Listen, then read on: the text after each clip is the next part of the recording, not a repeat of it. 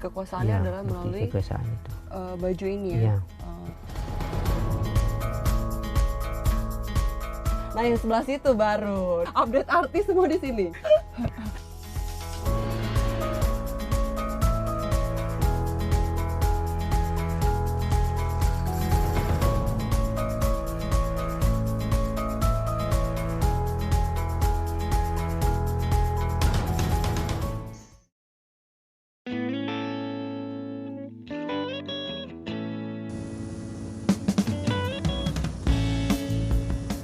Kali ini, saya hendak terbang menuju Pulau Raijua di Kabupaten Sabu Raijua, Nusa Tenggara Timur, menggunakan pesawat kecil berkapasitas 12 penumpang.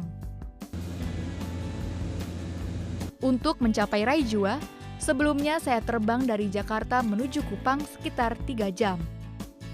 Dari Bandara El Tari Kupang, kemudian naik pesawat kecil menuju Bandara Tardamu di Kota Seba, Pulau Sabu. Selanjutnya, dari Pulau Sabu menyeberang dengan kapal ke Pulau Raijua. Layanan penerbangan rute Kupang Sabu ada 2 kali setiap harinya. Waktu tempuh kurang lebih 1 jam. Tiba di Pulau Sabu, saya langsung menuju ke pelabuhan Kota Seba untuk menyeberang ke Pulau Raijua menggunakan perahu nelayan. Pulau yang ada di sana sudah menunggu untuk saya datangi, dan untuk sampai sana saya akan menaiki sebuah kapal yang ada di belakang saya. Waktu tempuhnya sekitar 3 jam, semoga saja gelombangnya bersahabat dan bisa sampai di sana dengan selamat.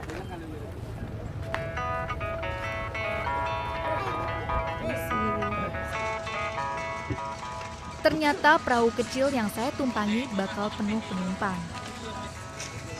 Perahu juga mengangkut barang-barang seperti elektronik hingga sepeda motor. Jarak Pulau Sabu dan Pulau Raijua sebenarnya tidak terlalu jauh. Namun, harus menyeberangi Selat Raijua yang berbahaya.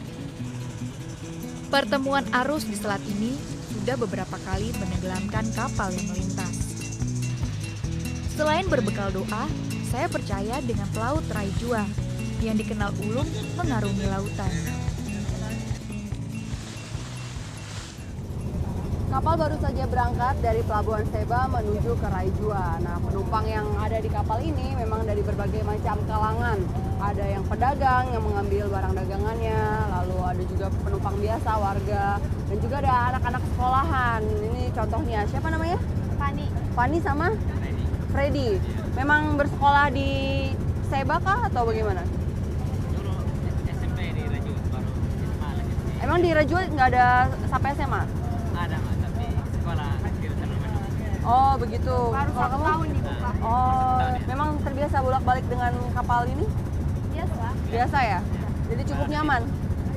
Senyaman, biasa jadi kayak gas. Gelombang juga mempengaruhi harga tarif dari kapal ini. Kalau yang biasa? Biasa 50 per orang. Tapi kalau gelombang terus satu kapal saing jalan itu biasa 100. 100.000, jadi dipengaruhi gelombang juga. Demi memperoleh pendidikan yang lebih baik, sebagian anak-anak Raijua harus rela merantau keluar pulau, sejak duduk di bangku SMP hingga kuliah.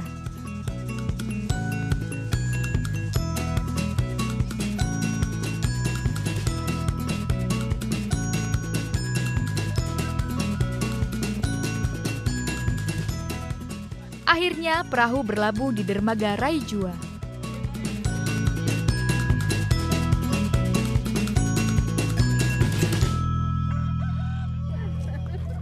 Wah, jadi Fani ini udah 1 tahun ya menetap di Kupang. Jadi bersekolah di sana dan sekarang sudah baru 1 tahun lagi bertemu dengan mamanya. Mama tidak kangen kah? Akhirnya pulang juga anaknya.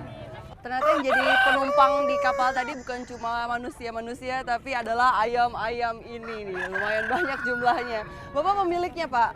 Iya, ayam-ayam ini Buat apa, Pak? Ya, dijual. Dijual. Sambil dari Kupang.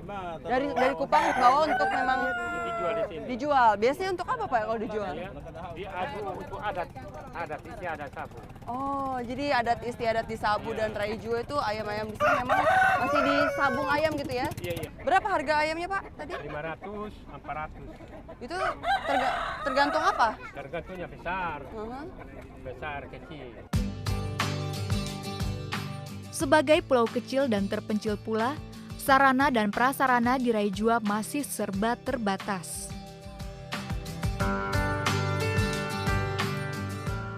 Sampai di Pulau Raijua memang di sini nggak ada transportasi umum, tapi saya sangat beruntung karena ada Pak Adi yang dari Dinas Kesehatan ya, akhirnya mau menebengi saya dengan mobil puskesmas kelilingnya.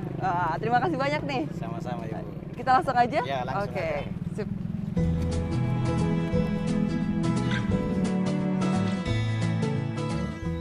Pulau Raijua adalah pulau kecil dengan luas 37 km persegi. Satu pulau ini masuk dalam satu wilayah kecamatan dengan jumlah penduduk sekitar 8.000 jiwa.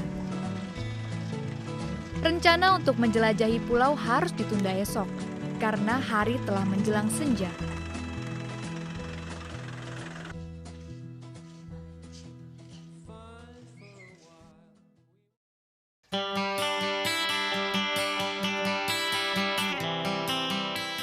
Makanan pokok di Raijua adalah sorghum. Orang setempat menyebutnya ketai. Di Jawa, sorghum biasa disebut cantel. Sorghum termasuk tanaman pangan yang cocok tumbuh di daerah tandus, seperti di Raijua. Ia butuh sedikit air saja pada awal musim tanam. Sorghum hanya panen sekali setahun, dengan masa tanam 4,5 bulan. Saya menjumpai dua perempuan Raijua yang sedang mengolah biji sorghum.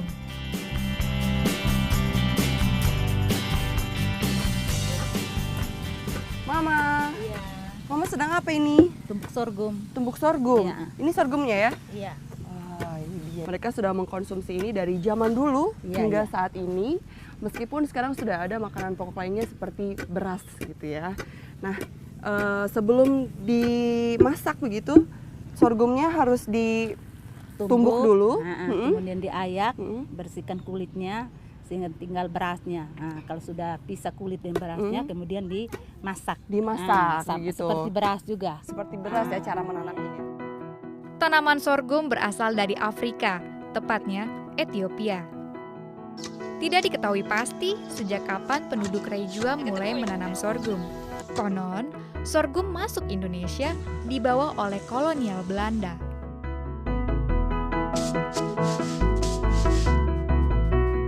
Oke, langsung kita masak aja? Iya. Oke, yuk.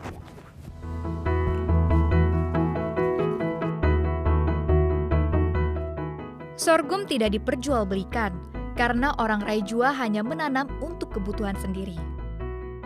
Mereka menyimpan sorghum sebagai stok pangan untuk menghadapi musim paceklik.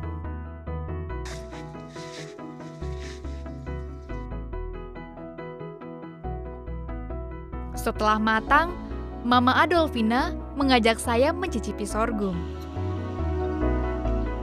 Makannya bareng-bareng dong.